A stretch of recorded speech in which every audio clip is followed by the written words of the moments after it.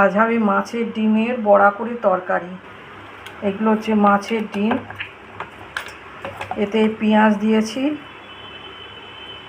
এতে নুন, হলুদ আর বেসন মেশাবো। এ দেখো বেসন, এটা একটু লঙ্কা বাটা, অল্প একটু লঙ্কা বাটা দিয়েছি, নুন দিয়েছি, এটা একটু অল্প সামান্য একটু হলুদ দিয়েছি। আর এইটা দিয়ে এইবার এটাকে ভালো করে চটকে মেখে নেব। শুধু বেসন দিয়ে মাখলে শক্ত শক্ত হয়, একটু পেঁয়াজ দিলে এর মধ্যে ভেতরটা নরম হয়। এইবার এটাকে তেলে ভাজবো বড়ার মতো করে, ছোট ছোট বড়া করে।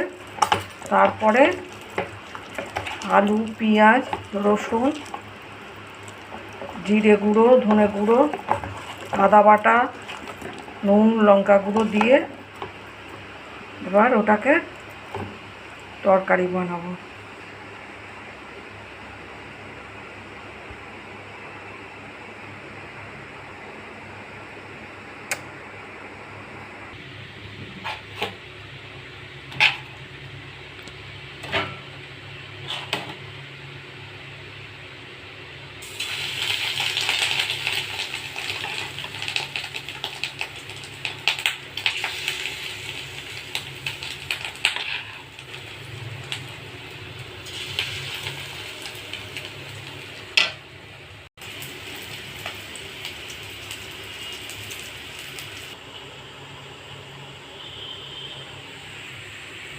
তোমরা গরম ভাতের সঙ্গে এরকম 2-4 পিস রেখে দিয়ে সবাই গরম ভাতের সঙ্গেও খেতে পারো, ভাজা খেতেও খুব ভালো লাগবে।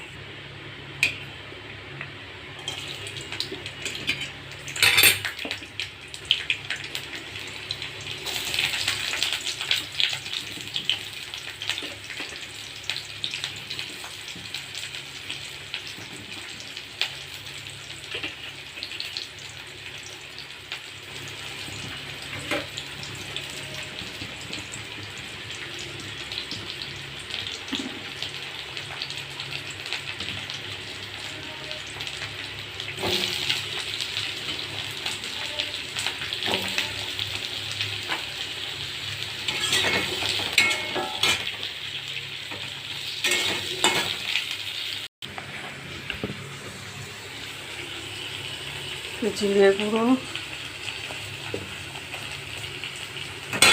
অল্প অল্প দেবে, বেশি মশলা দেবে না। বেশি মশলা দিলেই যে খেতে ভালো হয় তা কিন্তু নয়।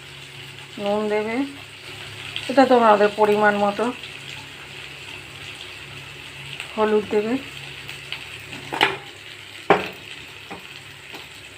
আদা বাটা, লঙ্কা বাটা। একটুখানি হালকা কষবে, বেশি কষার দরকার নেই, তেলের ওপরে তো হালকা একটু কষে নেবে।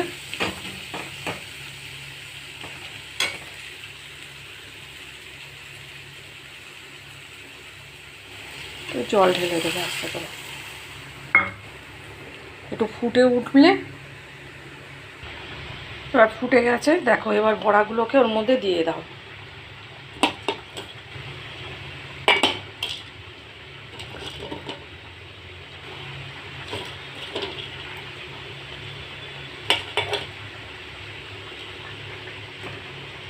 ব্যাস দিয়ে দাও। এবার আস্তে করে এটাকে গ্যাসে ফ্লেমটাকে কম করে দেবে। টকবক করে ফুটে গেলে ওগুলো জলটা টানবে না, একটু কম করে দেবে, আস্তে আস্তে করে ফুটবে। এতে না সামান্য একটু ইচ্ছে করলে সামান্য একটু চিনি দিতে পারো। আর নামানোর আগে এই যে আমি দিয়েছি কাঁচা লঙ্কা একটু ছিঁড়ে দিয়েছি গন্ধ হওয়ার জন্য।